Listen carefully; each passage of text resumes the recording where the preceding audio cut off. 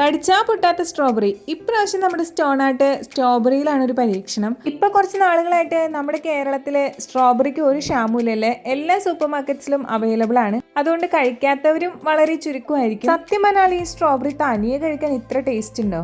എനിക്ക് ഇതിൽ നല്ല ടേസ്റ്റി ആയിട്ടുള്ള പല ഫ്രൂട്ട്സും തോന്നിയിട്ടുണ്ട്. ചോക്ലേറ്റ് ഒക്കെ ഡിപ്പ് ചെയ്ത് കഴിക്കുമ്പം ഒരു വെറൈറ്റി ടേസ്റ്റ് തന്നെയാണ്. അല്ലാതെ തനിയെ കഴിക്കുമ്പോൾ സ്ട്രോബെറി ഇത്ര അടിപൊളിയാണ് എല്ലാവരും പറയണം, അത്രയും ഹൈപ്പൊക്കെ ഉണ്ടോ? നമ്മുടെ ഇവിടങ്ങളിൽ കിട്ടുന്ന ഈ പാക്കറ്റിലുള്ള സ്ട്രോബെറീസ് അത്ര ഫ്രഷ് ഒന്നും അല്ല ആക്ച്വലി. അതിന് മെയിനായിട്ട് പുളിപ്പാണുള്ളത്, മധുരമൊക്കെ കുറവാണ്. എനിക്ക് തോന്നുന്നു പുറമെയുള്ള കൺട്രീസിൽ കിട്ടുന്ന ഫ്രഷ് ആയിട്ടുള്ള സ്ട്രോബെറീസിനാണ് ഈ പറയപ്പെടുന്ന അതിഗംഭീര ടേസ്റ്റ് ഒക്കെ ഉള്ളതെന്നാണ് എൻ്റെ ഒരു വിലയിരുത്തൽ. നിങ്ങൾ ഇതുവരെ സ്ട്രോബെറീസ് കഴിച്ചിട്ടില്ല എന്നുണ്ടെങ്കിൽ അതൊന്ന് കമന്റ് ചെയ്യണേ. സ്ട്രോബെറി ഞാൻ കഴിച്ചിട്ടുണ്ടെങ്കിലും ഞാൻ കഴിക്കാത്ത ഒരുപാട് ഫ്രൂട്ട്സ് ഉണ്ട് കേട്ടോ. എപ്പോഴെങ്കിലും ഒരു അവസരം കിട്ടുമ്പോൾ ഞാൻ കഴിക്കണമെന്ന് മനസ്സിൽ വിചാരിച്ചിരിക്കുന്ന ഒരു ഫ്രൂട്ടാണ് പീച്ചസ്. നിങ്ങൾക്ക് കഴിക്കാൻ ആഗ്രഹമുള്ള ഒരു ഫ്രൂട്ട് നിങ്ങൾ കമന്റ് ചെയ്യണേ.